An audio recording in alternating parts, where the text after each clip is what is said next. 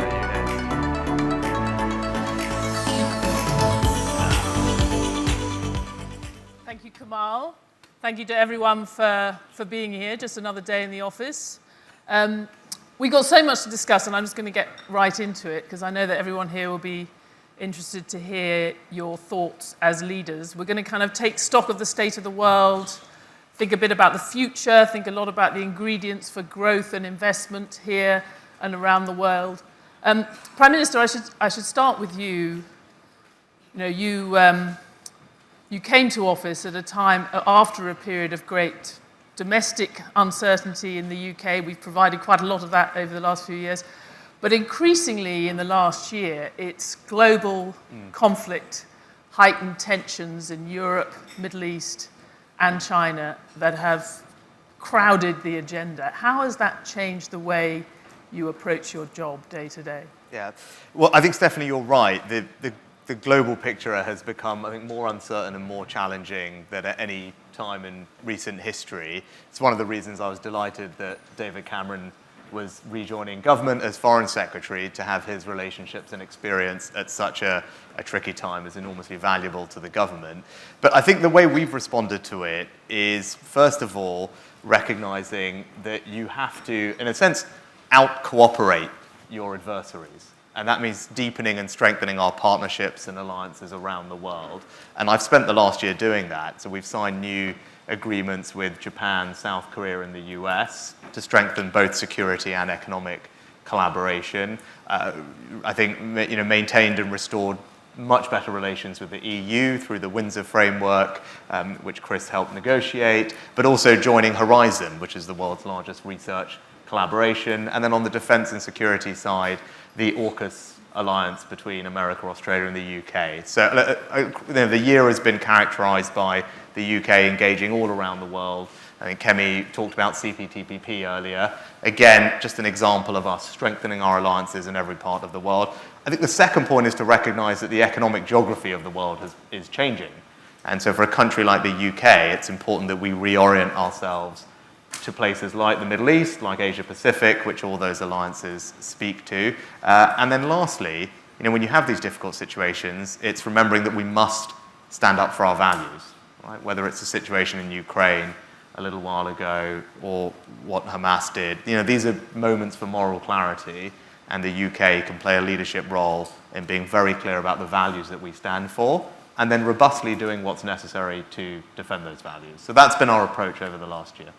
I mean, Steve, one thing that we look at a lot at Bloomberg, and we have economists and economic reporters and political reporters thinking about how the world is changing. For many years, there was in effect a sort of geopolitical tailwind for globalization, a period of calm, which is definitely gone.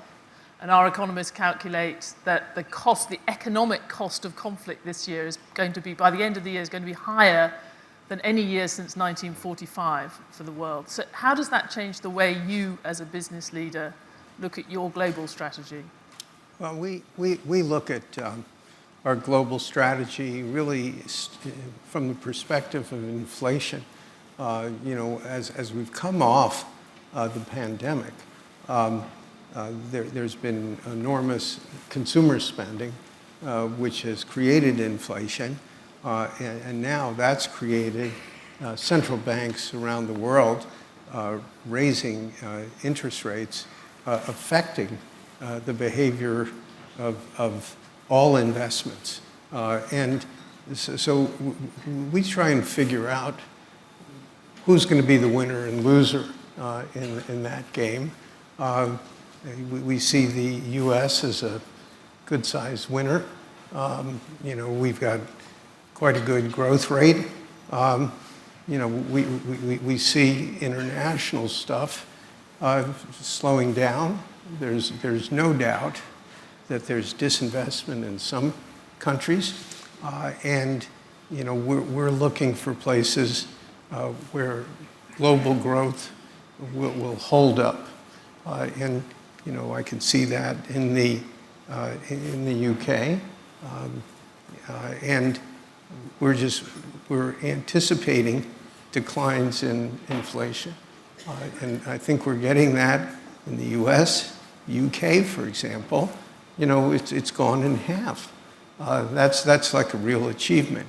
And we're coming into a more normalized world. After pandemics, it typically takes 5 years before you figure out what the impact of the pandemic actually was. And now we're going to see more normalization of interest rates over time, and that'll increase investment generally. Just to follow up a little bit with Steve, the one thing that has really changed in the last 5 years is the relations with US and between US and China. And you, I know, have been a sort of key intermediary in that relationship. I'm told that you were on the top table with Xi Jinping the other day. Yeah, apparently that was the case. I was seated one. I'd like to confirm that reporting right now. Yeah. I was seated one away from him, next to another member of the standing committee. I would say that the meetings between the U.S. And China were reasonably successful. There was a good interaction between the two presidents. A lot of things were discussed. There were some reestablishment of relations between the countries, which really were cut off for over a year. Now there's sort of military cooperation, so if there are accidents, they could be controlled, which may not have been the case. There was some agreement on fentanyl, which is killing close to 100,000 Americans a year. Some discussion and agreements on AI, but also more of a we really want to engage from the Chinese side, which is quite a change from where we were. Prime Minister, you mentioned David Cameron's return as Foreign Secretary. He has been associated with a desire for much closer relations with China. Do you see that the mood shifting on that front? I think if David was here, what he would say is that China of today is not the China that he dealt with over a decade ago. It has changed. It's right that our strategy evolves to take account of that. And look, our strategy can be summarized in 3 approaches. It's protect, align, and engage. You've got to protect the UK against the risks where they manifest themselves. So, for example, we've passed a new National Security and Investment Act, which allows us to block investment in sensitive sectors if we're not comfortable with it. We've used that in semiconductors, for example. The second leg is to align with our allies like the US, and I spend a lot of time talking to the president about their approach in the US, but also the Australians, the Japanese, and I believe our approach is aligned with our closest allies. And the last, as Steve said, is to engage. Because whether you like it or not, China is an indisputable fact of global economic life. There's no solution to the world's biggest problems, whether that's climate change, regulating AI appropriately and safely, tackling global public health, macroeconomic stability, without engaging China. And if you've taken the steps you need to protect yourselves, then you should be able to engage with confidence to the benefit of our country and those global norms. So I think we're very aligned on the approach. So I want to get on to growth. One thing that all of the recent UK Prime Ministers have agreed on is we need to grow faster. Productivity has been a particular problem since the global financial crisis, but I think the GDP per head has grown half the pace of the US in the last 10 years or so. So what's the strategy for fixing that? How are you going to fix that? Well, I think that the first thing to say is if you look at since 2010, you talk about a decade or so, the UK, if you look at the G7 countries, the UK has grown faster than all European peers, faster than Japan. So yes, behind the US and Canada, but remember we've had an energy crisis, and unlike the US and Canada, we are energy importers, not exporters. So I think that growth track record over the past decade is strong. But you're right, we want it to be higher. We've all seen a slowdown. I think for us, the emphasis is on investment. If you look at our productivity gap to some of our competitors, you can see that a large chunk of that productivity gap is explained by lower business investment. That's characterized the UK economy for decades, and we are now taking the steps to fix that. So the Chancellor last week, as I talked about, made full expensing permanent in this country. Right? That's something that lots of advanced economies do to help stimulate an economy in the short term. we've made that incredibly generous tax regime permanent.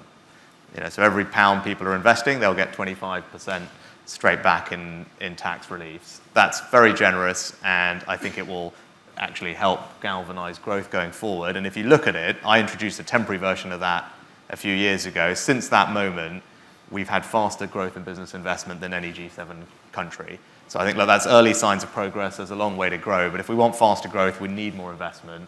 And we're now cutting taxes on that to make it happen. But it's not just tangible capital. It's also intangible and R&D. So we've also cut taxes significantly for those businesses that are investing in R&D, because ultimately, our future growth comes from all of you innovating and creating the ideas and products and services of the future. So, where you're investing in that, we want to cut your taxes to do it. And again, that's something that will pay dividends down the line. Steve, there has been this sort of a major effort to sort of change the structure of the US economy, at least to some extent, and particularly in response to the climate challenge, increase investment under the sort of Bidenomics and the IRA in the US. Do you think that is a model? What lessons do you think we're learning from that? Well, we have this law called the IRA that doesn't have much to do with inflation reduction, actually. Actually, over here we tend to call it ERA now. Yeah. And we're currently running deficits of $2 trillion a year. I think it's somewhere around 8% of GDP. I'm not sure that's a model that everyone would run out and duplicate. And we're trying to deal with it ourselves. I think there's some really good elements in that in terms of the commitment to renewables and a more predictable environment for investing in those kinds of areas. But I don't know whether I would recommend that to the UK. What is the UK's answer? Because we've talked a lot about having an answer to the era. So I think that the first thing to say is that since the baselines were set, the UK has decarbonized faster than pretty much any other major economy, right? So we've cut carbon emissions here over that period by 50%. I think Europe is around 30, Japan 7. The US basically has not cut them at all over that period. And they've obviously gone up significantly in China. So our starting point for this conversation is one where we've done a really good job here, right? And we can be very proud of that. And it's great that actually other countries are now feeling they need to catch up. I think that's a good thing for the world. So where there are spillovers that reduce the cost of these technologies for everyone else, that's a positive thing. Now, I tend to agree with Steve. For a country and economy like the UK, I think an approach that has got significant deficit-funded subsidies is not good. Right? I don't think subsidy races are sensible. I'm a free market person. I believe in a free economy. Government's role is to create the conditions for the private sector through regulation or other means to make the investments that are necessary. The tax policy is an example of that. Sensible regulation, our contracts for difference pricing model for offshore wind has proven to be very successful, now copied around the world. And that would generally be my approach to these questions. And look, I think the proof is in the pudding. We've attracted, I think, almost £200 billion of investment in these industries over the past several years. We've decarbonized, and we've just overtaken France in terms of the size of our manufacturing sector, right? Leading in technologies like offshore wind and now carbon capture and storage. So again, that's not something people often associate with the UK, but the fact that we've now overtaken France for the size of our manufacturing sector gives you a sense that our approach is working.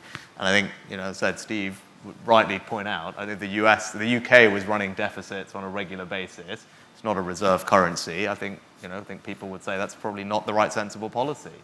And I think what happens when you do that? You drive up inflation, you drive up interest rates, people's mortgages, and ultimately, that just means higher taxes down the line. One of my predecessors and their chancellor said, borrowing is just deferred taxation. And we in this country want to bring our borrowing down, get to a sustainable level, and cut people's taxes and unleash all of you to invest and innovate. That's our approach.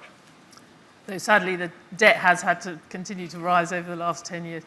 Steve, I think at the last of these summits, you were sort of voicing some disquiet about the pace of the move to net zero, some of the pledges that have been made by the government. So are you pleased that, as Prime Minister, Rishi Sunak has sort of slowed the pace a bit on some of those commitments? Well, I'm not involved in the UK internal politics business. That's really outside of my remit. But I think that the trend of movement in that area is good, and it's an important concept for the entire world. Everybody knows, particularly in the States, we have really bizarre changes in weather all over. And I don't think there's almost anyone left who doesn't believe that climate is a truly important thing that has to be addressed. And every country finds their own way to it. What's really important is we need to bring in China and India, because without those two countries, the great efforts that everybody is trying to make really end up falling short, which is why we need important relationships in those areas. Well, when you say you don't get involved in domestic politics, I think we've got a good example of that. Just over a year ago, you announced the big expansion of your headquarters right in the middle of the sort of market turmoil over the mini budget and other things in the UK. So what is it that's so great about the UK that you can ignore all of that uncertainty? Yeah, well, we sort of try and look through what we regard as short-term, issues. And, for us in the long term, we've had a terrific experience in the UK. We have 70 billion pounds of investment here, which I think makes us, for foreigners, certainly one of the biggest. We have 37,000 people working in companies where we have investments. We've actually had a lot of fun. I mean, we own the London Eye and Madame Tussauds, and we have a big part of the tourism consumer economy. We're very involved in social and affordable housing. We've done 23,000 houses. We just invested £1 billion to buy another company that'll be doing another 1,900 of those kind of homes. That was a week ago, 2 weeks ago. We just bought a software company here that actually does a lot of supply to the government to digitize government affairs. And there's always something fascinating for us to do here. The life science area in the UK is like an incredible leader. The idea that you created the crick out of whole cloth. This is some amazing, if you're not familiar with it, amazing facility with scientists and tied in with Cambridge, and it's really a unique kind of opportunity to get involved with things. And I'm involved with Oxford from a charitable perspective personally, and the universities here spin off all kinds of interesting things and are just enormous resources. So as we look, we've been sort of headquartered here for 23 years, and we were sort of bursting at the seams, and we said, okay, what do we do here? By the way, for those without language skills, English is a tremendous advantage. And, you know, I didn't do well in school, you know, in French. And you know, most people in America don't have multi-language ability. And, you know, so being located here, you know, with all the advantages that it has, you know, we basically stayed on Berkeley Square, where we're located now, and now we're doing a building for the whole southern part of it. It's going to be the largest building constructed in Mayfair in the last several decades. So you know, we're like quite happy here. It's interesting when you talk about, I mean, how much does the tax regime matter to you when you're, because we spend so much time when we're talking about attracting investment about, you know, and corporate taxes have gone up, they've gone down, we've got rid of incentives, then we put them back in. Does it really affect your decision when you're thinking about that investment? Well, I think it's got to be in a certain zone, and something that people in government may not be as sensitive to is people like us need consistency. We need to be able to trust what's going to be happening without huge lurches where sometimes things can go wrong. And the UK's been you know, quite good about that. And so you know, it's pretty much a pro-business place. You know, it varies a little bit with different, you know, sort of administrations, but fundamentally pro-business and reliable. And, you know, English common law, you know, there are a lot of places we operate which don't have laws. They have the law of custom. And when that custom changes, it's really scary. And you know, that's something that people underrate. You know, I have a simple rule that I only like to invest in places that I'm willing to visit twice.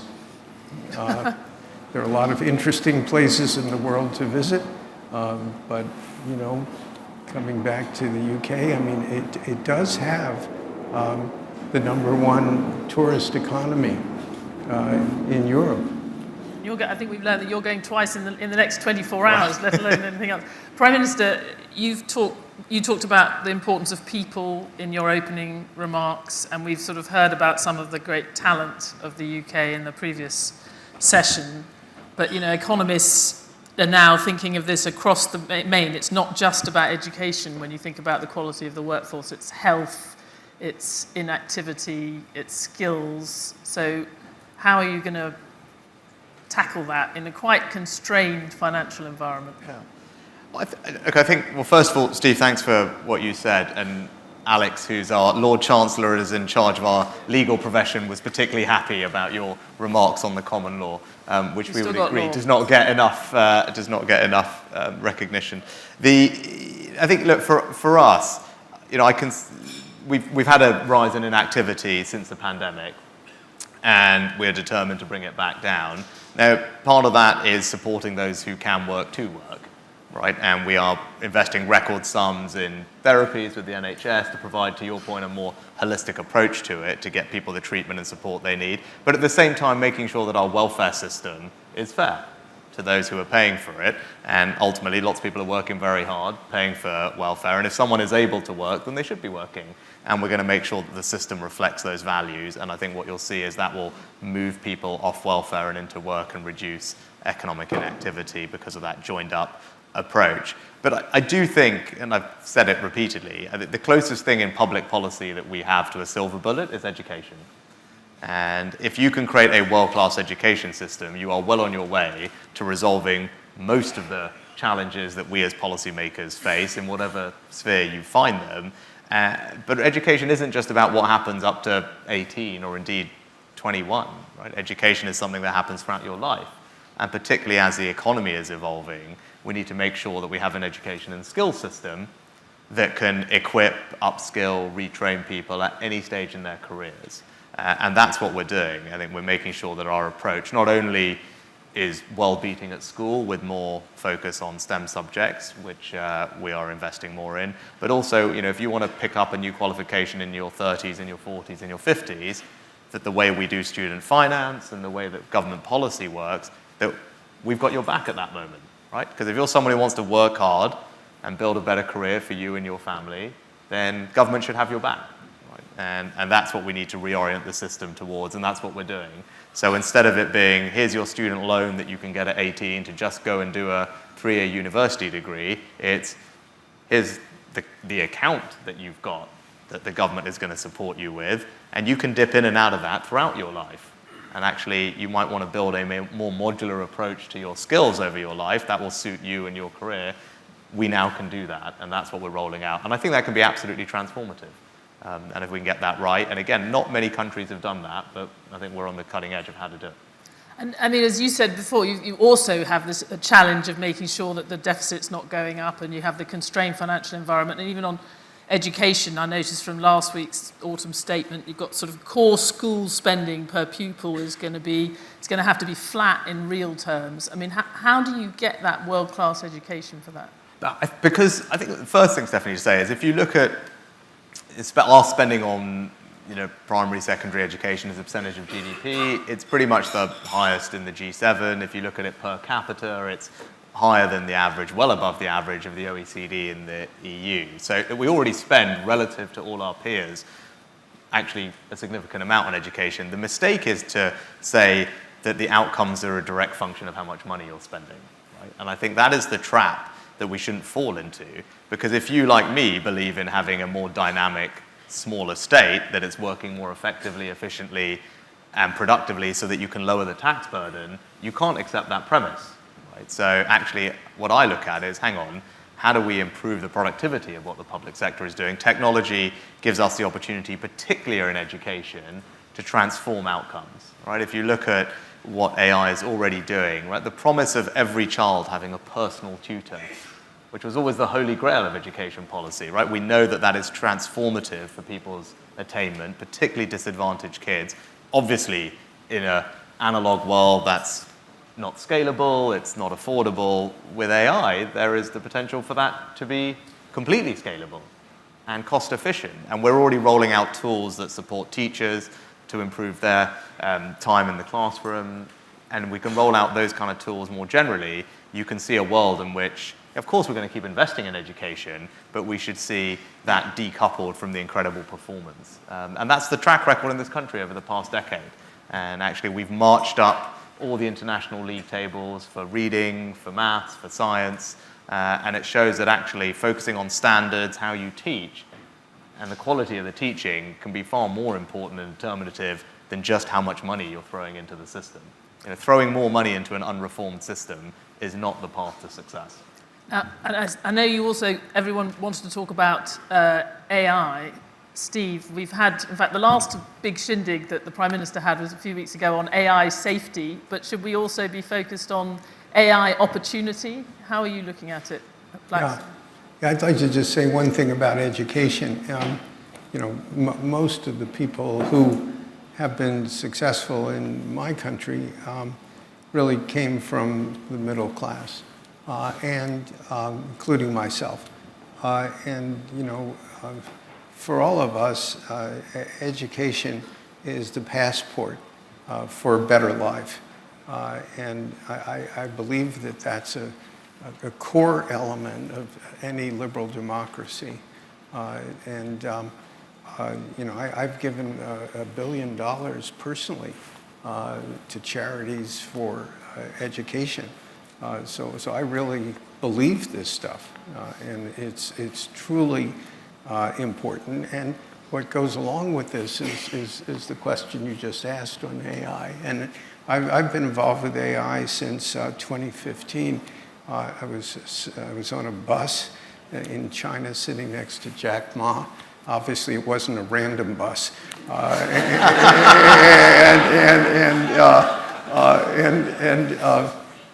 Jack started talking to me about AI. I didn't even know what he was talking about. And he was a good teacher. I think he actually started as a teacher. And so he gave me the brief on AI. And I have a program in China called the Schwarzman Scholars. It's like the Rhodes. so I know a lot of heads of universities, so I talked to the head of MIT about what Jack said, and he said, well, we invented AI at MIT. And so everyone you're going to meet at this stage in the development either went to MIT or was taught by somebody who went to MIT. And so I had a ringside seat as a non-technologist to see what's going to happen with this technology. And it's going to be pretty extraordinary in terms of its impact. Part of the expectation is that just in education, this will allow for customized education for people all over the world, as long as you have a smart device, which even in the developing world, most people have smart devices. So we're going to be able to have, over time, a real jump start in education and in many other fields. There'll be chances to apply AI to government and introduce levels of efficiency, which I think will help you with your budget issues, and that'll also affect the commercial world, which we're all in, where there'll be all kinds of cost-saving opportunities, efficiency opportunities, as well as revenue development areas. And this is exploding with growth. And to just give you a quick idea, we bought a company 2 years ago called QTS. It manufactures data centers. We paid $10 billion for this company, and in 2 years, it's now 6 times bigger. May this all happen to you once in your career. But I say that just as an example, because this is part of the infrastructure support system, for the hyperscalers. Yeah. And we become the #1 AI data center company in the world. The scale of this revolution and its impact with massive increases in power and efficiency in short periods of time. This is not for your children. This is for you in our lifetimes, our working lifetimes, over the next 5 to 10 years. And so it's truly an area with a huge amount of commercial application.